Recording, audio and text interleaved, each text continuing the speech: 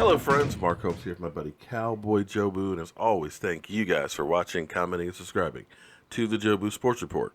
Because without you guys, well, this show wouldn't be anything like it is, so I want to thank each and every one of you guys. But this video is actually to Jerry Jones. Jerry, you and I met. We met at the NFL Commissioners Party there, and I was telling you how big a Cowboy fan I was. And I remember you shaking my hand and saying, "Give me some more of that cash. Give me some more of that cash." And believe me, you've got plenty of mine. But I want to ask you something because we only had a few minutes to talk, though. This paving stone. This is one of the stones that I purchased that's actually in the Tom Landry section.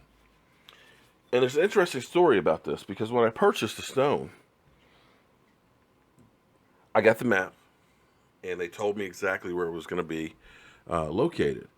And I was going to be coming down for the Redskin-Dallas game, and I wanted to see where it was, and I talked to some Facebook friends, and they were going to go by and take a look at it and take a picture of it for me. But the weird thing is the stone wasn't there. So I called up, and they said they would put a search out on it, but because there's so many stones out there, it could be anywhere, so it would take like 2 weeks. And after 2 weeks, they called and they said, "We can't locate the stone." But unfortunately, because the season already started, they said there's nothing that they can do. And I explained to her that, I am a diehard Dallas Cowboy fan. I've got Cowboy Jobu, and I was going to be coming for the Redskin game, and I wanted to take pictures of this there. And the nice lady ended up looking up on Facebook and seeing the whole story of Jobu, and she said, "I will call you back." And she called me back about an hour later, and she said, "We're going to get that stone, and we're going to get it put in." And this is all a true story now. So within 3 weeks before I came down for the Redskin Cowboy game, they got that stone and they put it in the Tom Landry section.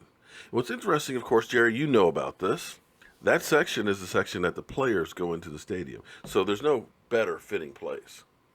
But the mystery is still there on what happened to the stone. You wouldn't by chance know where that stone is, do you? Because here's where the plot thickens even a little more. A couple players, DeMarcus Lawrence, Tyrone Crawford, George Selvey, all had Jobu Spread the Mojo shirts around this time. And George Selvey told me he wore his shirt. But it wasn't long after that you started talking about Chris Christie being the Dallas Cowboys mojo. Yeah, it kind of hurt me. Because I'm sitting here thinking that I live and breathe the Dallas Cowboys. I'm a 50-some-year-old man and have gone across the country with a doll, taking ridicule in places like New York, in Washington, in Philadelphia, risking life and limb to spread the mojo for the Dallas Cowboys. And I kept wondering, how is Chris Christie the team's mojo with his salmon-colored sweater, who we've seen hold up the New York Giants Super Bowl trophies? But anyway, that mystery I guess will never be solved. But Jerry, what I really want to talk about is that 2016 draft. That draft class may go down as the greatest draft in Dallas Cowboys and possibly NFL history. When we look back at that draft, it's amazing, first of all, just to get Zeke Elliott, which these days is kind of risky drafting a running back that high. You look at Trent Richardson that was drafted by the Cleveland Browns, ended up being a bust, wasted pick. But you hit on a generational running back. That's unheard of. I mean, and then you go down and get Dak Prescott in the 4th round. You get a franchise quarterback in the 4th round that not only is rookie of the year, you get him in the 4th round, so you end up not having to pay him squadouche. Matthew Stafford makes in 10 minutes what Dak Prescott makes all season. And that's going to enable you to lock up these great players. Brilliant. Unbelievable. A lot of luck. Just to get those two players in one draft would be enough. Any team out there in the NFL wished that they could get a franchise quarterback and a franchise running back in the same draft. But it didn't stop there. No, no, no, no, no. It took a risk on Jalen Smith, a guy who might not have been able to play again, but has had flashes of what he was at Notre Dame. In one game, after coming back from a traumatic knee injury, 7 tackles. Still has a ways to go. But right now, hey, you're playing with house money with that guy. That's a phenomenal draft just with those 3 players. But then you put in Malik Collins, who as a rookie tackle got 5 sacks. 5. That's 4 starters. 4 starters. But then you also got Charles Tapper, who was injured last year, but in his first game, excuse me, as a professional, had 2 tackles and a sack. Wait a minute.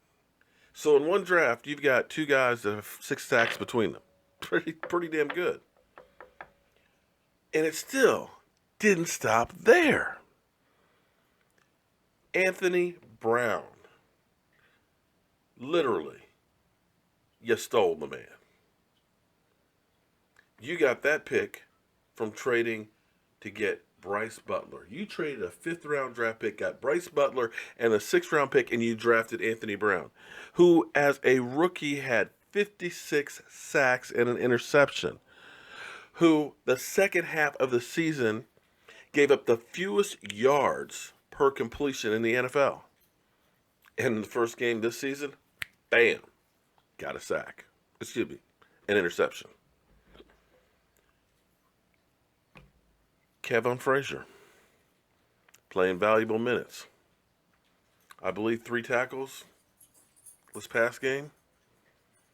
The only guy you missed on was Tavares Jackson, but that was a running back. He's actually in Cleveland right now. And we've got too many running backs. And you also have Rico Gathers, who's on injured reserve. So when you look at that draft is just unbelievable. Now, my point of talking about all this is, excuse me, my throat's a little dry, is there's one thing that's interesting in this. Gotta love Cuban cigars. Jobu does. Jobu was at that draft all 3 days. Now, I can't say, let me get him some rum. Excuse me there. I can't say that Jobu had anything to do with that draft, but he was in the front row there when we drafted Awuzie. In fact, we were in the middle of the mosh pit shouting down at all the Eagle fans. Now, that draft was incredible. Like I said, Jobu was there. Now, here's another twist for you. The year you drafted Travis Frederick, Jobu was there. We didn't have tickets to get inside. We were outside of the facility.